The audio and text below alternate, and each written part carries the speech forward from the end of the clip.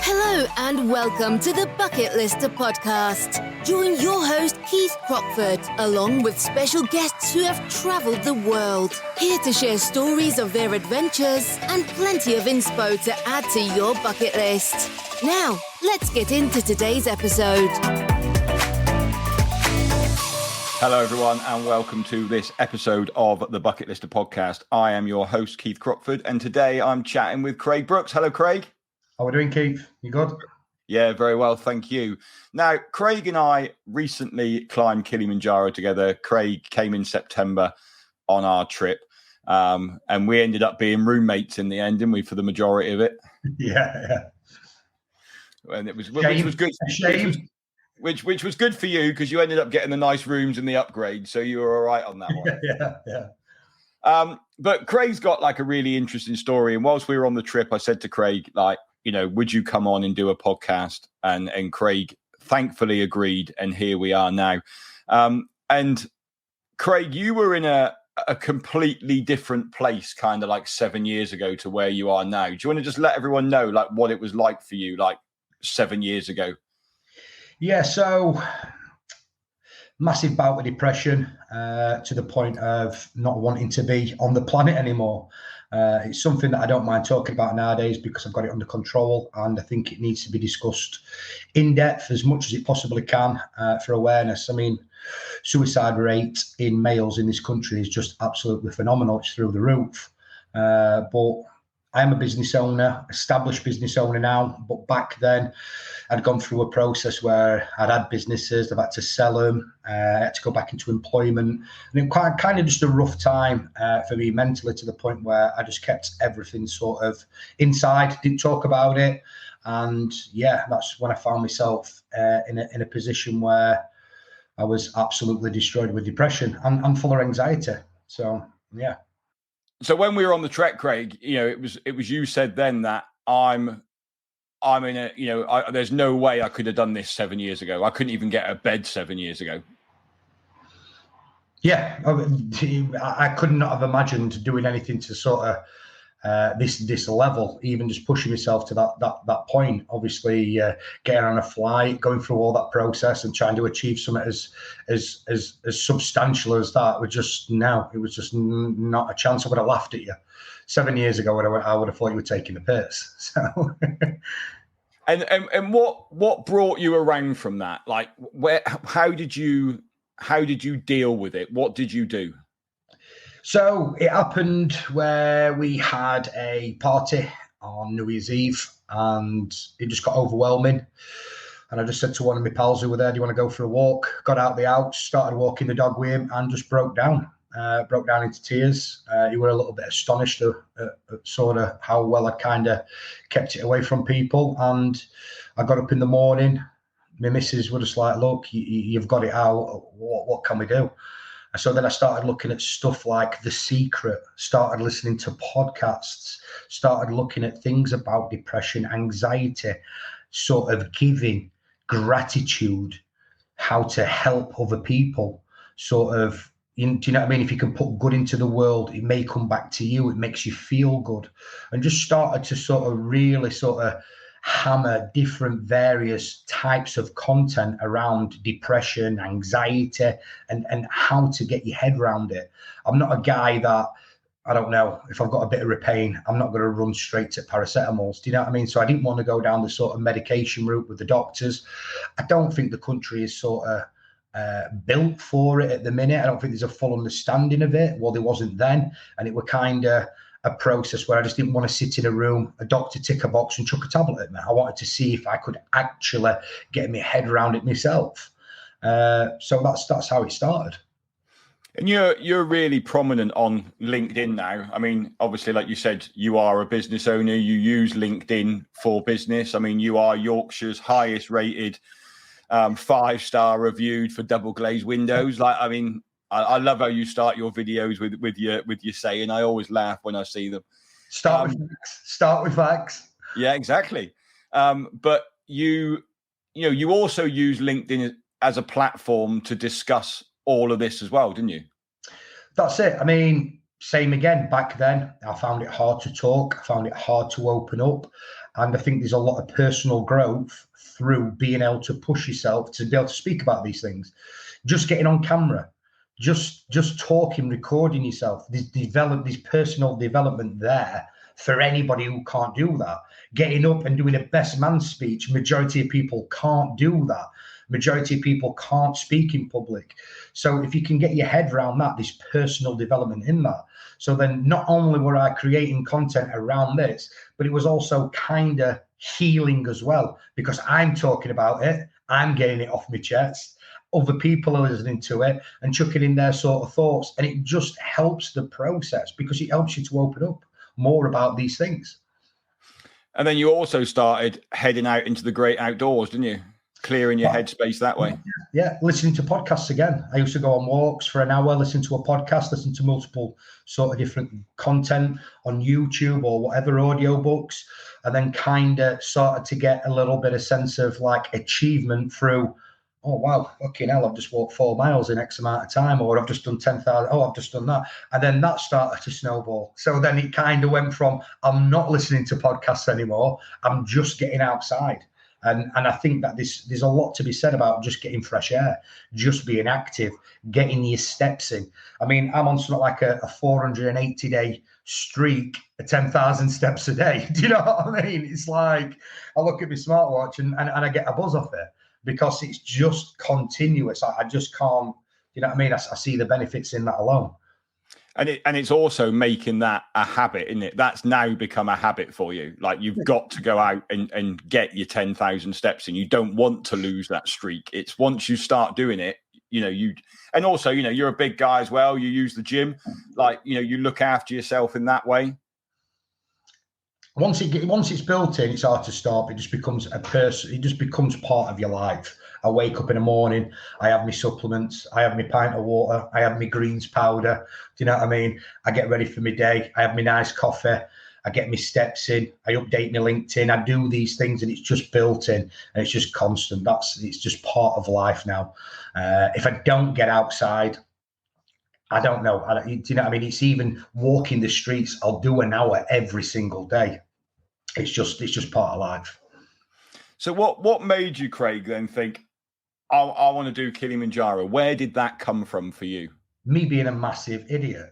You know what I mean? Look, it's same again. I mean, I think I've got a little bit of ADHD or something sprinkling in brain. I get something into my head and I just get obsessed with it. I did Snowdon, thought, wow, there's no possible way I can do that. Really struggled with it, found it hard, and then thought, you know what, and there's no fucking way that can beat me. So then started doing others, did Ben Nevitt's, did the Yorkshire 3 Peaks on my own. And then now I've done all these again and I've smashed it. I mean, I did Ben Nevitt's at the weekend and did it in 4 hours and 44 minutes. I think that's an incredible time for somebody that's not running up it. And then you start to think, what's bigger? It just snowballs. I watched 14 Peaks one night. Yeah, got up and I want to climb a mountain. I know it's not an 8,000 meter one, but it was just like, right, what can be achieved? What's kind of there where it will be hard, but can be achieved. And that's it. That's how it got booked. It got booked 2 days later. So. And at what point did you think, oh my God, if I made a mistake there, or did that point never come? It never come, but I got obsessed with it for 18 months. It were in my head. Did you get what I mean? I mean, there were a lot of sort of same again, personal development with the anxiety side, not to worry about it, not to get consumed in potential failure. Do you know what I mean? It's one of them where I did a lot of research on it. I can say that I did work hard to be able to do that. I started running. I tried to do 5K in December. I think I got to about 40 minutes and I were about, 2 mile in, nearly died. And then I got my 5K down to 23 minutes. So I kind of put the work in, you know what I mean? I needed to be able to sit on the settee and say, is there any much more that I can do? Or I've done everything that I kind of have prep-wise for it. So that's it. So do you think then, because of your anxiety, that was one of the reasons why you booked a group adventure trip rather than just heading out there on your own? 100%. There's personal development in everything, isn't there? Do you know what I mean? If you can sleep in a room, if you can integrate with people, don't get me wrong. Come on, I'm not everyone's cup of tea. I'm never going to be everyone's cup of tea.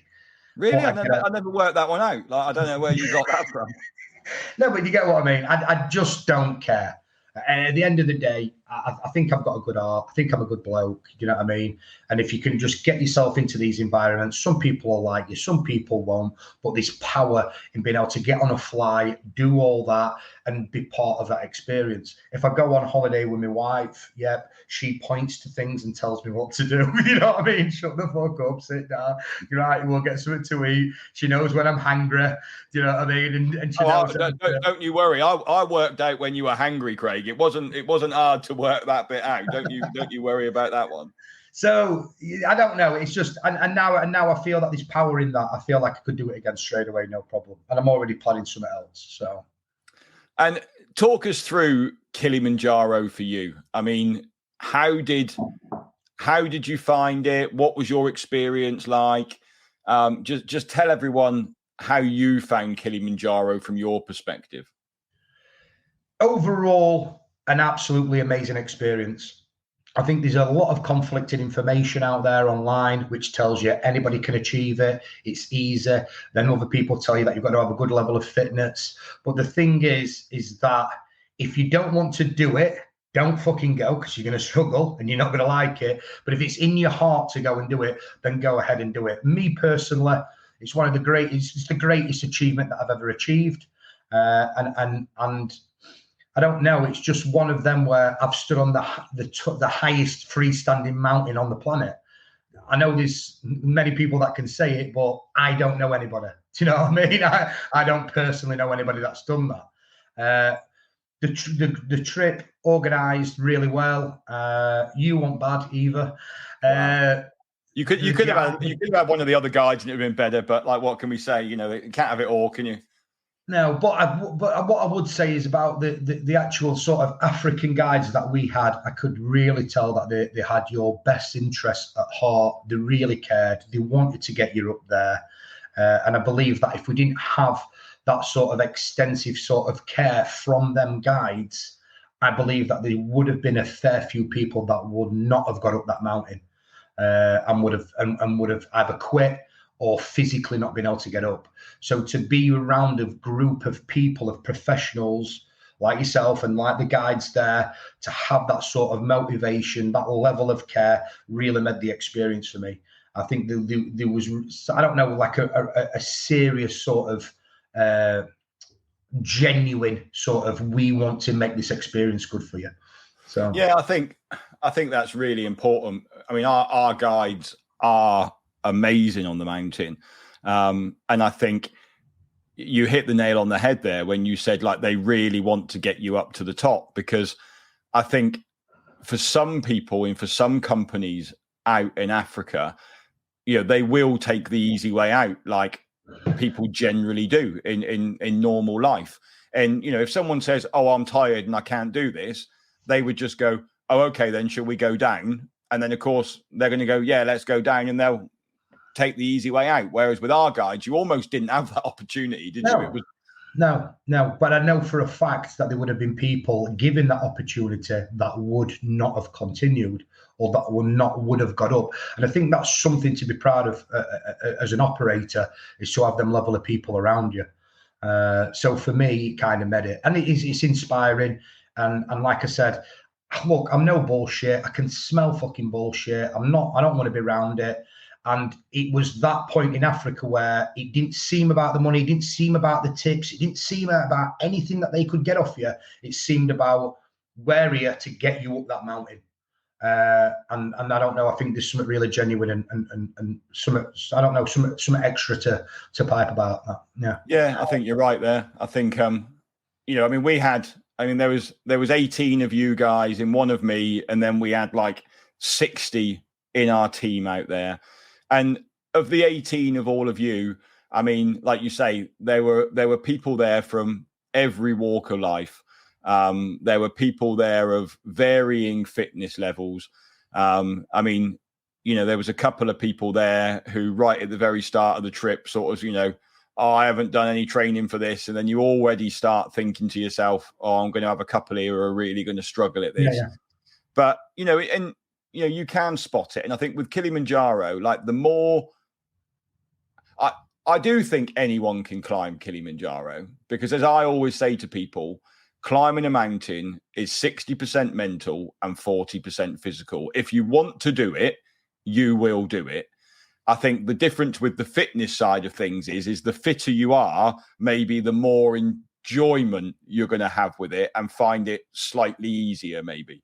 Well, of course, yeah. I mean, first time I did Snowdon, if then a week later you put me on that mountain, I probably would have been, in my eyes, probably one of the weakest going up there. And I would have really struggled. But like you said, with the mindset of it, I was in the mindset where I need to get up there. There were doubts. There were points when we got to the first point, at Gilman's point, I was thinking, I don't think I can fucking get that extra two hours there. And you know what I mean? And it starts to set in a little bit what you've just achieved. You're seeing like what feels like the whole planet. Do you know what I mean? You can see for miles, and you're like, what? It's an overwhelming experience. I mean, I'll say I cried like a baby at top, mate. You know what I mean? I rang my wife up and I rang my dad up, and I were overwhelmed by it. But I wanted to be there. So the only way that I wouldn't have got up that is if it was just medically not possible, or Craig, you need to go down. You're like dying, you know what I mean? Get him down. So, but that's with the mindset, because I wanted to be there. So, yeah. I mean, you know, summit night is hard.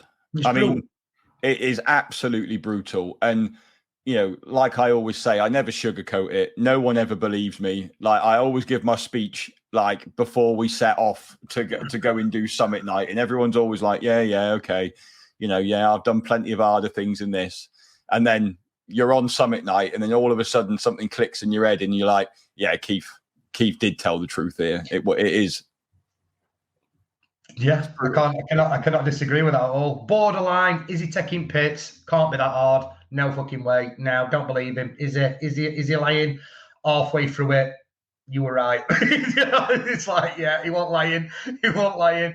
And it's a grueler for everybody. I mean, the only people that aren't struggling is sort of the African guides that are walking backwards and kicking stones and singing and just like they're walking to the shop. Do you know what I mean? Everybody else is like sort of grinding and trying to get through it. But it's just everything is completely out of your normal comfort zone, isn't it? You are walking at night. You are walking under torchlight. You're walking, you know, people can't get over sometimes how slow you need to walk on Kilimanjaro. But until you get there on summit night, you suddenly you don't even believe you can walk that slow. That's no. And there's certain things about that where it's about dropping the ego. If it wasn't in a controlled environment like that, then there would have been people dropping like flies, because people can control your speed, can control how you're walking up it.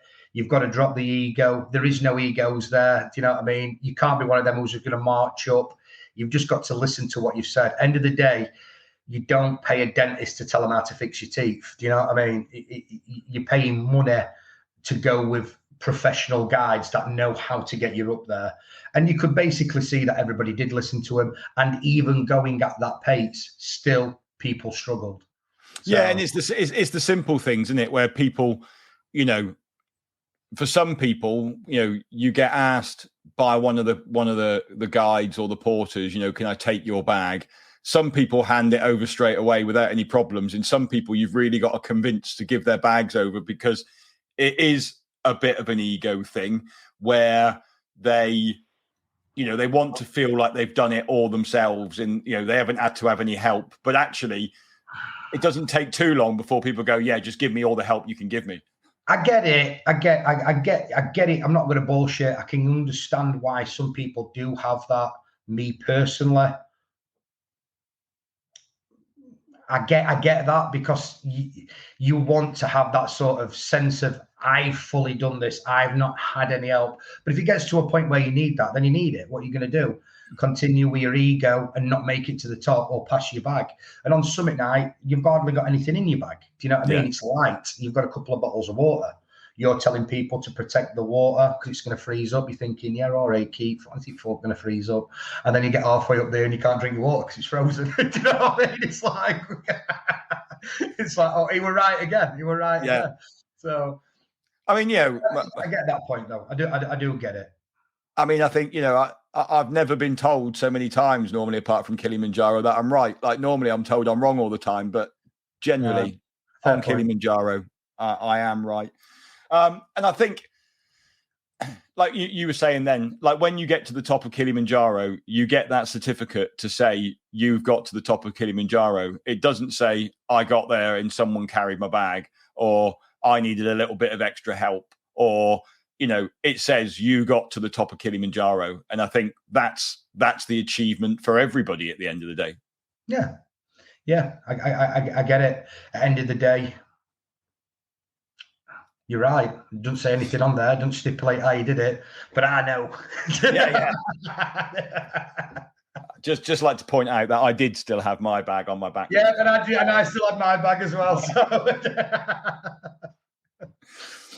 I mean, in terms of, obviously what we started talking about this podcast with, like, do you think doing something like Kilimanjaro now has helped with that process, has got you over that process, and now you know that you've done something like that you can do anything that you set your mind to?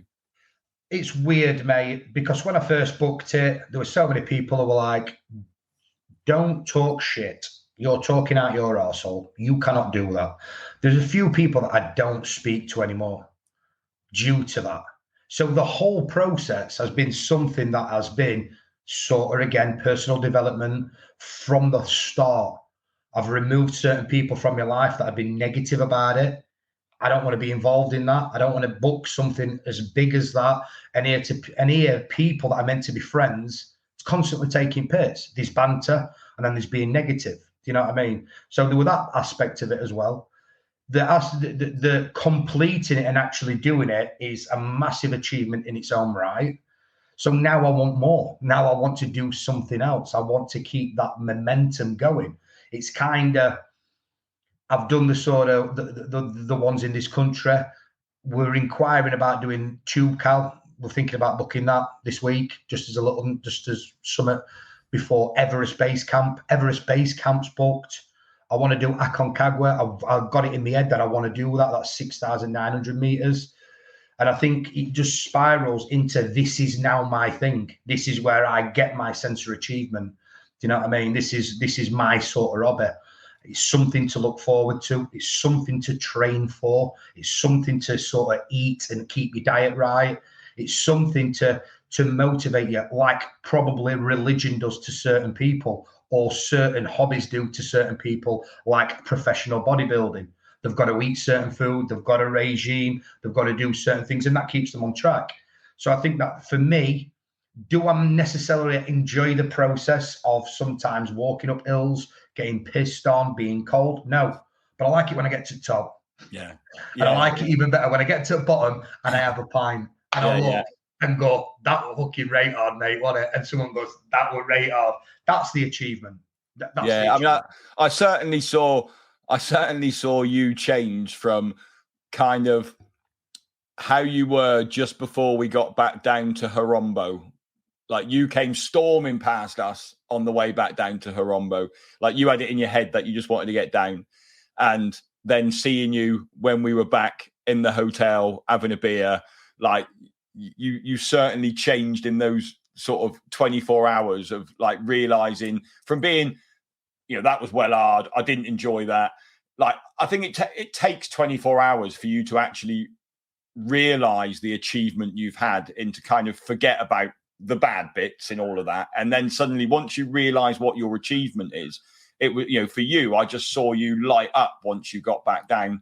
When we were doing the celebration dinner and you got your certificate, you were just overjoyed with what you've achieved. 24 hours earlier, it was hangry Craig again, where it was like, I need some food, I need some sleep. Like, I haven't, it was a definite change in you. Yeah, I said I'd never do it again. When we got back down from that, I said I'd never do Kilimanjaro again. Would I do it again? Yeah, I would. Well, to be honest, I was half expecting a cancellation email to come through for your Everest Base Camp one at that point. I was like,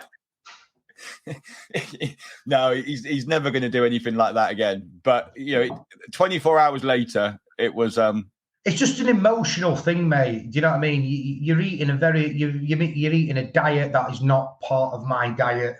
Do you know what I mean? You haven't got your comforts. I like to have my sleep. You know what I mean? I like to have I like my food. I like to sit there and eat a lot of food. I like to be prepared. I mean, and it just takes you out of that and puts you in a total different world. Do you know what I mean? I can remember when we got back down to Camp 2 that night when I got past you. I think I did 5.6 miles in like an hour and 37 minutes. I went jogging with Porters fucking half an hour ago. I went dying and then just got down from summit. Do you know what I mean? But I had it in my head that I wanted to get back so I could rest. I can remember sitting down that night and I think I had 3 teaspoons of rice and I just couldn't stomach it and I was just tired.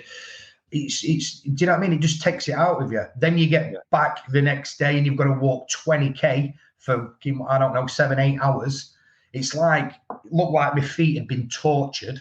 Looked like somebody you limping down those steps to us when you Do you know what I mean? It looks like someone's cut bits off my feet.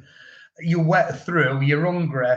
It's like, do I want a beer? Do I want a water? Do I want a Coke? Do I want a pizza? Do I want some food? And then when I got back to hotel, I could hardly even stomach out because my stomach must have been about that big. Do you know what I mean? I'm like, nearly, it's like I need to go and have an hour. It's just a massive sort of, your body's just gone through tremendous sort of trauma as such. Do you know what I mean? But then there's other people, not just normal. Yeah. Sound. And the people that you would probably bet, they wouldn't be like that. Like, obviously not mentioning no names, a couple of elderly people, a little bit older, 20 years older than me, fucking smashed it. Do you know what I mean? You're like, wow, how have you done that? Then there's people that train really hard, have got a good cardiovascular fitness, have smashed it all the way through the last 5 days, and then are just absolutely hanging out of their arse. It's just so, you know, do you know what I mean? But it's you can go into the gym, you can go and run a marathon, but instead you're not climbing a 5,000 plus meter mountain at 49% oxygen. Do you know what I mean? Yeah, exactly that.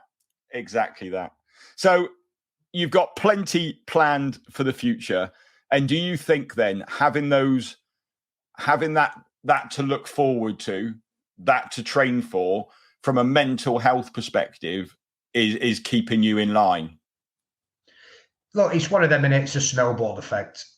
Once you ingrain certain things into your life, it becomes part of it. Some people take medication for mental health. Some people do certain things for their mental health. Me personally, I want to have something big that I can look forward to, get a sense of achievement, and that to achieve that means me going out and walking, means me having to do these things to be able to achieve that. You take that off, what's the next thing? What's the next thing? What's the next thing? I mean, eventually, I'm gonna have to stop, you know what I mean? But it's just one of them where, while I'm capable of doing it, while I feel like this, while I've got things like this under control, while I'm enjoying the process, I just want to continue because I feel good from it. And finally then, Craig, what made you book with the Bucket List Company in the first instance? If I had to be truthful, I would say I thought at point, and a couple of us did who I booked with, that there's no possible way that the company can have them reviews, look as polished as what it does, look as refined at what it does, spoon feed you everything that you need, guide you through all the process. We thought it were bullshit. So we did a little bit of research into it. We did. I thought it were bullshit. We all did. All 3 of us thought it were bullshit. I was saying, there's no fucking way that's real. It's got to be a scam. It's got to be a scam. So we looked into it, we researched, we've seen all the content on YouTube, all the professional videos, the really good reviews, speaking to somebody over the phone. Basically, for somebody, again, like me, do you know what I mean, gets a little bit anxious in sort of environments, has never done anything as big as that, to have somebody spoon feed you the step of the way, take my money. There you go, take my money. Well, I'll continue to keep taking it, Craig. I'll continue to keep taking it. No, but you get it, honestly, it goes a long way, mate. Like I said, me and my company, I do what I can. I break my neck for people, man. You know what I mean? I absolutely, I genuinely care, and that portrays in your sort of content, and in your reviews, and in your reputation that's online. anybody can be a dick online these days. It's so hard to maintain a 5-star reputation and to maintain sort of high level of reviews online. It only comes with passion and actually caring.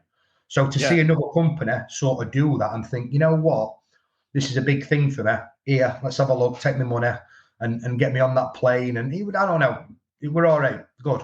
Bang on. Perfect. Well, hopefully one day I can start my videos off with, the most 5-star Google reviews for travel companies. Keep going, Keith. Keep going, mate. Maybe one day, pal. Maybe one day. Craig, thanks ever so much for coming on and chatting with us. It was great to hear your story. Great to hear about Kilimanjaro, and we can't wait. Hopefully you'll book onto Toopcow next year, and you're talking about bringing your dad with you on that one, aren't you? Yeah, so he's kind of saying, mate, do you know what I mean? He goes through a process where he'll be probably thinking about it for about 3 weeks. Can I do it? Can I not? Can I do it? Can I not? So I've given him, he retires next year, see. He thought I were a bit nuts booking Kilimanjaro. And then when I spoke to him sort of on the phone while I were out there, we were like, you know what? I wish I'd done that with you. Do you think I could have done it? I don't know. Could you have done it? Could you? Never know, do you? If you never know. You would have found out. So yeah, well, you just got to take that opportunity sometimes when it comes, doesn't it? Let's hope he books onto Toopcow and see how he gets on with Toopcow. And I'll see you in Everest next year when you're on that one. Craig, thanks ever so much for coming on to the podcast today. It's been a pleasure to speak to you. And until next week, thank you very much. I'll see you soon. Bye-bye. Cheers, man. Thanks for listening to this episode of the Bucket Lister podcast. Be sure to click follow to be alerted for next week's episode. For more travel inspiration, check us out at www.thebucketlistcompany.co.uk or follow us on socials. See you next time.